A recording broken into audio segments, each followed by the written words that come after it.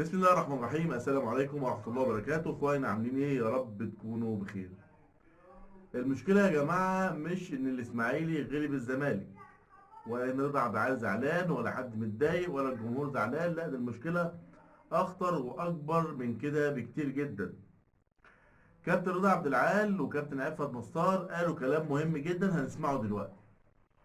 طبعا كابتن رضا عبد العال قال ان المسؤول عن الصفقات الجديدة في نادي الزمالك هو امير مرتضى منصور، عشان يجي فيديو تاني لكابتن عفت نصار وغضبان غضب شديد وبيكلم محمد فاروق في مداخلة وبيقول له ان خسارة الزمالك، وبيكشف كابتن عفت نصار بيكشف عن كارثة ومفاجأة كبيرة في السمسرة والعمولات في لف ودوران. كابتن رضا عبد العال بيحمل المسؤوليه لامير مرتضى منصور لان هو اللي جاب الصفقات دي بتاعت نادي الزمالك، وكان كل الكلام ان المدير الفني اسمه فيريرا هو مسؤول عن الصفقات ديت، وكلنا عارفين ان المسؤول عنها امير مرتضى منصور. وحتى كان بيطلع رئيس نادي الزمالك يقول الفضل لامير مرتضى منصور، هو اللي جاب زيزو وجاب فلان وجاب علان. طبعا كل الصفقات اللي جت دي ابراهيم النضاي وسامسون والوردي وكل الصفقات ديت المسؤول عنها امير مرتضى منصور. طبعا دي كارثه صغيره. ليه؟ لانه اختار لعيبه يا اما على قد المستوى يا اما على مش قد المستوى، مش على قد تيشيرت نادي الزمالك. ده مشكله بسيطه، ومشكله اسمها عدم تقدير وعدم درايه، وايه ان الراجل المسؤول ما هوش مش ما لبسش شورت وفانيلا وما يعرفش اللعيب الكويس من اللعيب الوحش. نلتمس له العذر لان اتحط في مكان غير مكانه. لكن المشكله دلوقتي في كلام كابتن عفت نصار اللي هو بيقول ان هو بيكشف ويقول ان في مفاجاه وكارثه سمسره في الاداره. كابتن عفت نصار بيتهم إدارة نادي الزمالك بيتهمهم بالسمسرة. بيتهمهم إنهم بيتفقوا مع مدربين ولاعيبة بأسعار ومبالغ، وبياخدوا مبالغ تانية. بيقول لك إن في لعيب خد 16 متفق على 16 مليون خد أربعة، ولاعيب كان متفق ومدرب كان متفق على حاجة و40 مليون أو على حاجة و40 ألف دولار في الشهر كان بياخد 12. طيب الفلوس دي بقى كانت بتروح لمين؟ مين السمسار الكبير؟ ومين اللي كان جمهور نادي الزمالك بتقول له يا سمسار ارحل يا سمسار؟ مين السمسار الكبير او مين السمسار اللي هو بيتفق مع اللعيبه وبيديها فلوس وتاخد فلوس تانية؟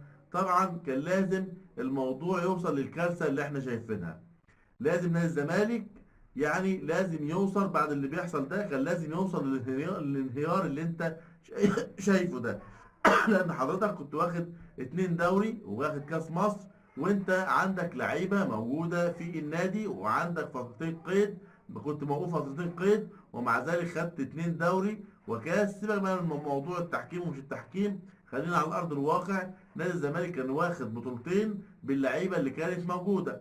المفروض لما تعزز الصفقات وتجيب صفقات، لا ده انت تنافس على مش تنافس، لا انت هتاخد كمان تالت سنه دوري على التوالي، والمفروض ان انت تنافس على افريقيا كمان.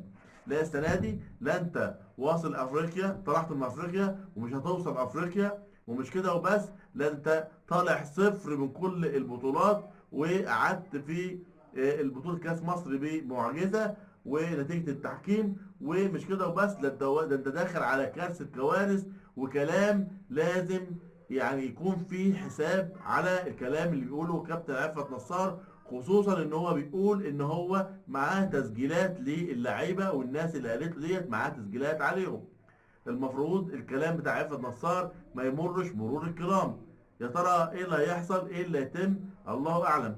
طبعا كلام كابتن رضا عبد العال امبارح عن النادي الاهلي، يعني بعد اللي انا سمعته من كوارث ده وبعد الكلام عن السمسره ما بقالوش اي لزوم.